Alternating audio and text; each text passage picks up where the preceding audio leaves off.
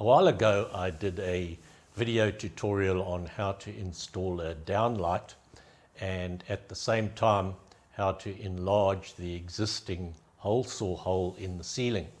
Today I'm going to revisit that method and I'm going to show you two more methods as well. Now the problem that you have when you're trying to enlarge a hole saw hole is that you've lost the guide for the central pin of your hole saw. Now this central drill bit is slightly higher than the hole saw itself, and the reason for that is it engages the material that you're drilling first and then provides a guide to keep your hole saw steady. If you don't have that guide, then your hole saw is going to wobble and you're going to get a hole that's very untidy and probably not circular. So that's the problem that we have. Now the first method that I'm going to show you is the one that I showed you in this video, and it involves making a special jig. Now that sounds like a lot of effort, but it's very useful if you don't have the original hole saw. The other two methods I'm going to show you, you're going to need to have the original hole saw. This one you don't need to. So if you come across a hole in the ceiling that you didn't drill and you don't have the hole saw for it, then method one is the one for you. Now I'll just show you how the jig works. This is the jig here. That's a pre-drilled hole to guide the hole saw. And you'll notice I've added a little block there. And the reason for that is if you've got a hole like that and you want to enlarge it, your central guide drill of your hole saw might not reach it because of the thickness of your material. So that's why I added that little block, just to raise it slightly so that when I'm drilling, it engages the block first and starts guiding the hole saw. So that's method one. I'll show you that in action in a minute. Obviously you have to stabilize your jig. So what we do is we just put a couple of screws through the material that we're going to be drilling through, and that will help to keep it central. Now with the second method, you're going to need to have your original hole saw that made the hole in the first place. So the reason for that is that you're now going to use the original hole saw as a guide for the new hole saw that's going to make the hole bigger. Now these hole saws are mounted on an arbor and they screw on and off. And if you've got enough thread protruding on the inside of this one, then you can mount a second one inside of it.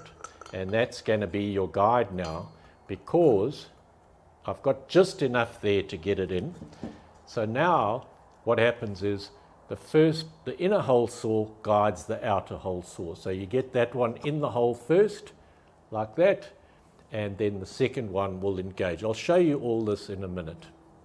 Then the third method is you can cut a little disc, but again you're going to need your original hole saw. So you can cut a little wooden disc with your original hole saw and then use that disc as a guide. Now very often you're going to need some spaces, so what I've done is cut a couple of cardboard spaces. So you have to put them on first, because if you don't, then your wooden bit is not going to protrude above the cutting edge of your hole saw, and that, as I've said, has to engage first to guide your hole saw. Now the problem that we have with this method is that because of the thickness of the wall of your original one that you cut this wooden circle out with, you're going to have a bit of a wobble, you see. So if I put this in here now, you can see it's going to wobble a bit. Now what I do to correct that wobble is I just use a bit of insulation tape and I wind it around the circumference of that wooden circle, and just a few times to just increase the diameter a little bit so that it doesn't wobble so much. So that now will correct some of that wobble and allow this wooden block to guide a bit better. And also the insulation tape is smooth, so it's going to run better in that original hole. So then we'll just put it on there. If it's a bit loose and it wants to fall off when you're trying to drill, you can just put a bit of plumber's tape on the drill bit first and then slip it on, and that'll tighten it up. But this one's pretty tight, so we don't need to do that. All right, so now we'll just go and demonstrate these three methods quickly for you so you can see them in action.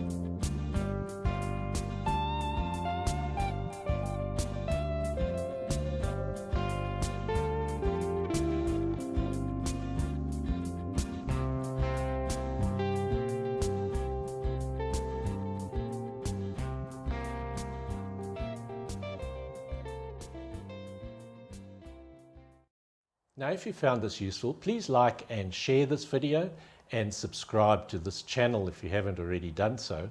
And if you have any comments or questions, we'd love to hear from you. Just scroll right down to the bottom and you'll find the comments section there. Thank you very much for watching.